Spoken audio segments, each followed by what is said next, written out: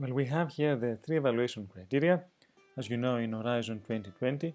there is excellence, impact, and quality and efficiency of the implementation of the work plan. What we're trying to show you with this interactive map is at last to provide you some tips and some good hints on how to address each one of those three success award criteria that in principle they sound quite simple, but in reality they are quite demanding. So we'll start with the excellence, and more specifically we have here identified or copied the sections from the evaluation guide where it says what you want to address in excellence, and they need to read the evaluators and get convinced that there is clarity and pertinence, relevance of the objectives, that there is credibility of the proposed approach, and that there is soundness of the concept, including transdisciplinary considerations where relevant, and of course whether the proposed work is ambitious, has innovation potential, and is beyond the state of the art. So for each one of those sub-criteria that fell under excellence, we have provided some tips, and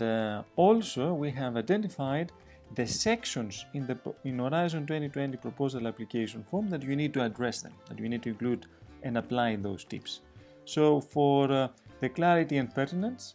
we have first of all as a strong suggestion to create a table or a list of your project objectives and highlight for each objective its significance, why this objective can be achieved by the suggested consortium, why it is relevant with the goal identified challenge and the scope, and optional here, the expected impact, which means the expected benefits out of each one of those objectives. In the same manner, in order to make you also your job easier, you need to have a strategic plan for achieving those project objectives, and we have already a special grid in the interactive map that you can follow in order to convince the evaluators that your approach, your plan is quite effective. In the same manner, for the second sub-criteria that falls under excellence, which is the credibility of the proposed approach,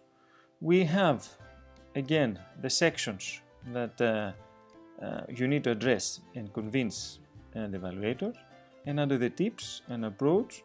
what we have here is that you need to describe briefly the suggested implementation methodology and work plan and highlight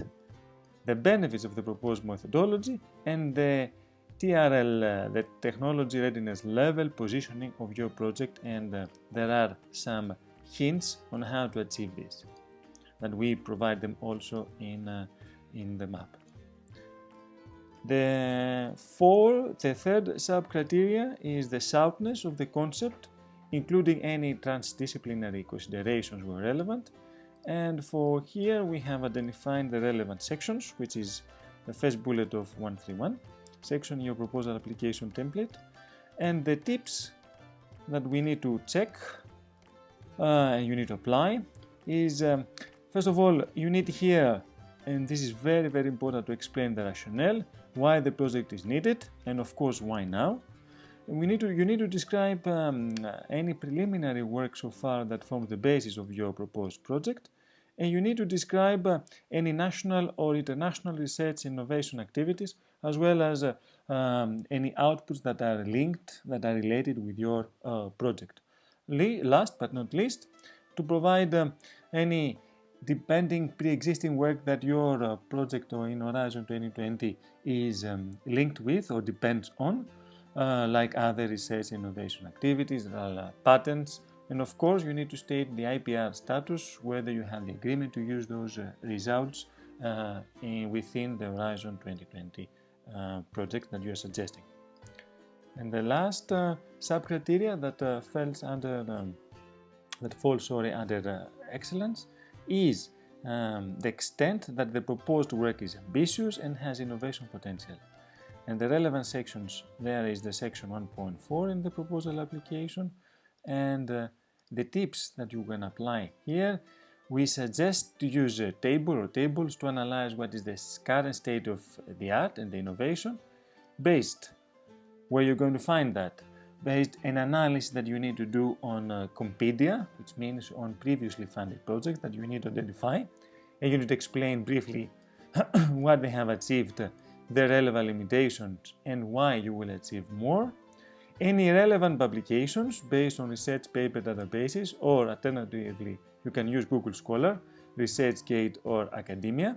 and their limitations, why you will achieve more. Any relevant products and services, if applicable, already in the market, their limitations, and why your innovative products expected to provide more. And also a search analysis, whether there are any relevant existing patterns or not, and if applicable, and if yes, how these are going to affect your approach. This is something very important in your innovation. So by addressing these tips that we give you here, you should be confident to convince the evaluators that your proposal under the excellence success award criterion is fulfilled fully. In our next videos, that if you register, you will receive also access to that interactive map. We'll provide you in a similar way how you are going to address the impact and the 5 sub-criteria that fell under impact. And in another video, if you follow us and if you register with us, we will give you some tips on how to address the 3 other sub-criteria that fell under the implementation.